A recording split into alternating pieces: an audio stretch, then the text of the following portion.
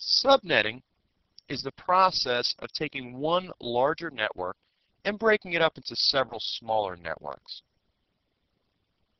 This can be done for purposes of reducing the amount of traffic on the overall network. It can be done for security purposes, and it can also be done for overall ease of administration.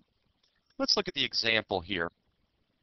When this computer here wishes to talk to any of the computers in here, every other computer will hear the broadcast. So if this one here wants to talk to this one there, all these others receive the broadcast. The machine must listen to it, determine if the packet of information is to go to them, and then if it is, it'll listen to it further, and if it's not, it'll discard it. But it must listen for that. If this one here wants to communicate to this one down here, same thing. All these others must listen to it. If we take this network and break it up into subnets, we may have something that looks like this. Instead of having 10 on one large network, you may have 5 on each of 2 smaller subnetworks. In between, we put a router. So if this computer wishes to communicate with this one, these computers here will hear the broadcast. However, it will be stopped here at the router. So these computers here won't hear it.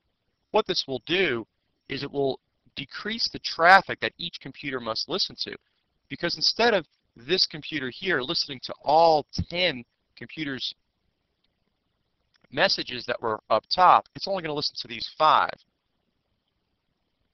This can really make a difference when you talk about hundreds of computers on a particular network.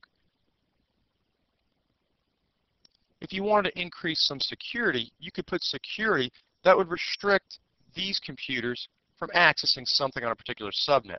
Let's say, for instance, one of the groups in your company was the accounting department, and you wanted to keep them separate from everybody else.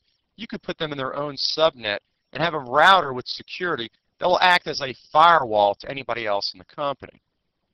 Also, if you broke different departments up into subnets, it may make it easier for you to keep track of which computer is where.